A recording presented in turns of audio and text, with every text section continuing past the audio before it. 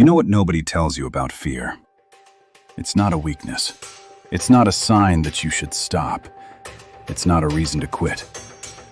Fear is actually a compass. It's pointing directly at the thing you need to do most.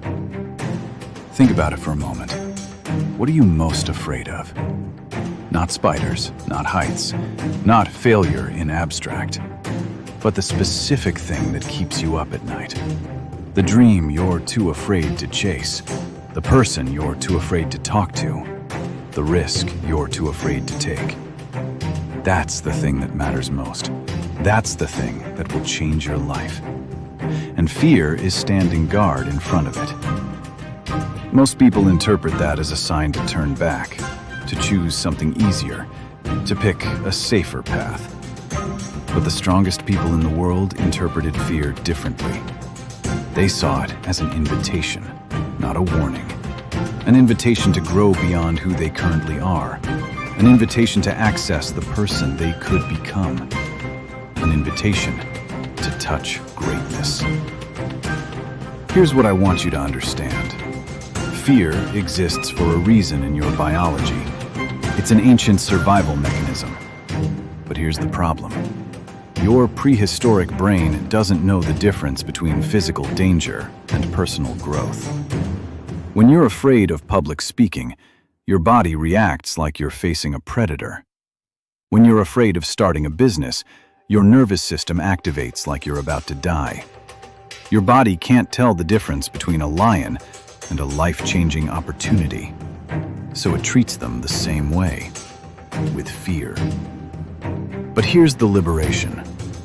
Once you understand that your fear is broken, once you realize that your warning system is misfiring, you can make a choice. You can decide that the fear is not real danger. The fear is just a sign that you're growing, that you're pushing beyond your edge, that you're becoming more than you were. And instead of running from it, you can run toward it. Think about the bravest people you know. Are they the people without fear? No. Bravery is not the absence of fear. Bravery is action despite fear. Bravery is moving forward when every fiber of your being is screaming at you to stop.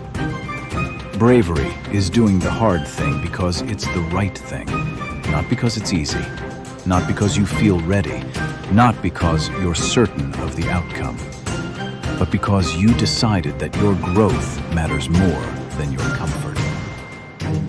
And here's something profound. Every single thing you're currently confident about was once something that terrified you. Learning to walk terrified you. Speaking terrified you. Making friends terrified you. Going to school terrified you. But you did it anyway. And now it's automatic. Now it's easy. That's the pattern. Fear comes first, then courage, then mastery. Fear is not the end of the line. Fear is the beginning. But here's where most people get stuck. They feel the fear, and they wait for the fear to go away before they act. They think bravery means feeling confident first, but that's backwards. You don't build confidence by avoiding challenges. You build confidence by facing them. You don't gain courage by waiting for it to appear. You gain courage by acting despite its absence. The formula is not confidence, then action. The formula is action, then confidence. You move first. The fear stays, but you move anyway. And in that moment of moving despite the fear, you become brave. You become unstoppable. You become the person that fear cannot control. Most people are waiting for something that will never come. They're waiting to feel ready. They're waiting to feel brave. They're waiting to feel confident.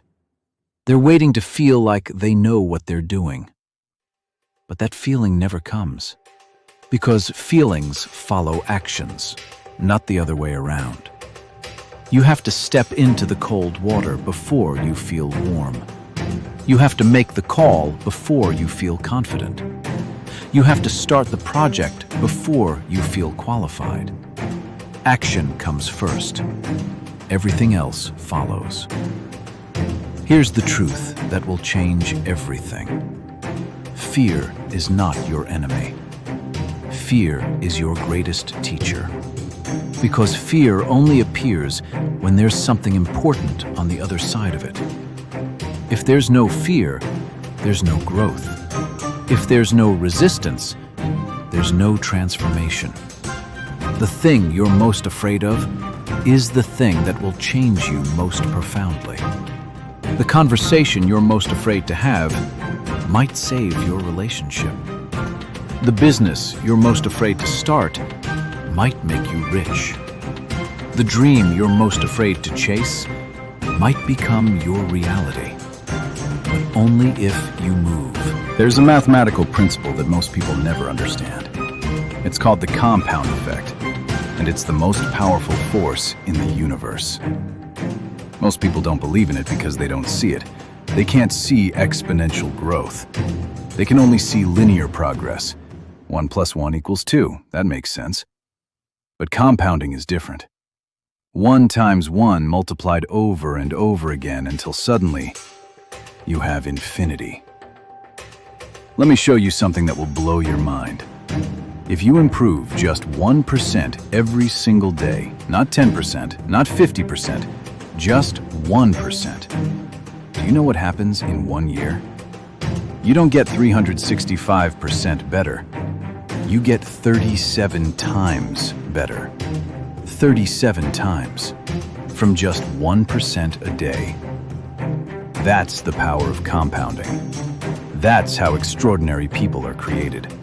Not by giant leaps, but by tiny, consistent steps repeated over time. But here's the problem. Most people don't see the compounding happening, because in the beginning, it's invisible.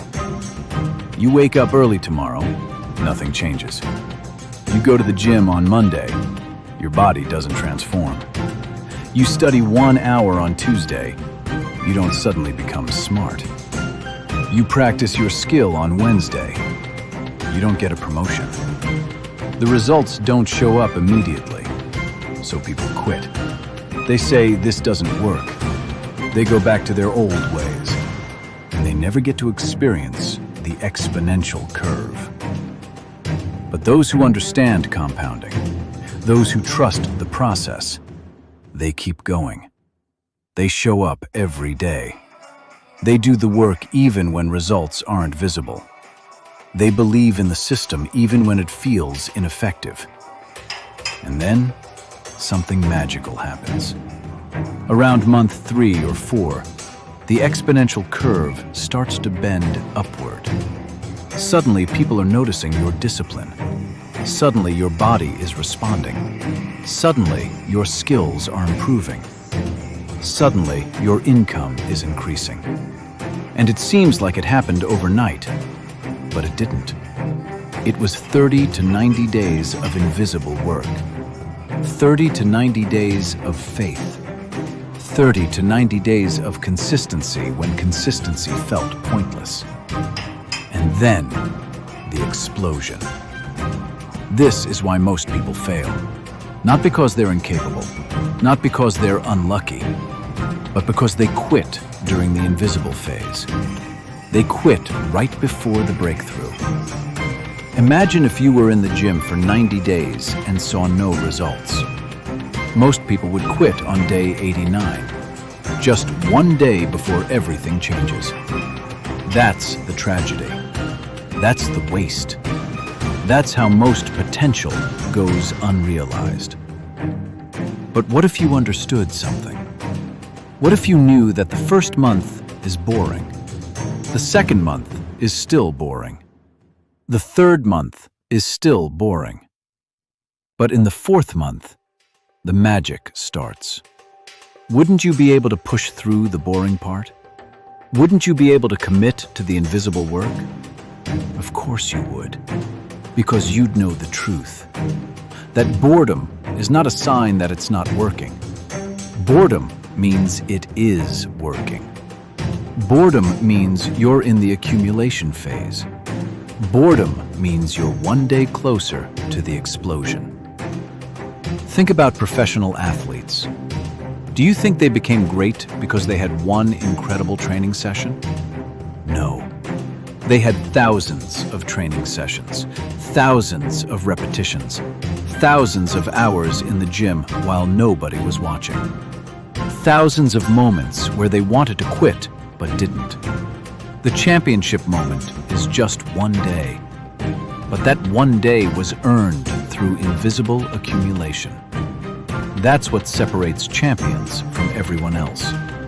Not talent, not luck. Willingness to accumulate when accumulation feels pointless. Here's what you need to understand about the compound effect. It doesn't care about your goals. It doesn't care about your dreams. It doesn't care about your intentions. It only cares about your actions.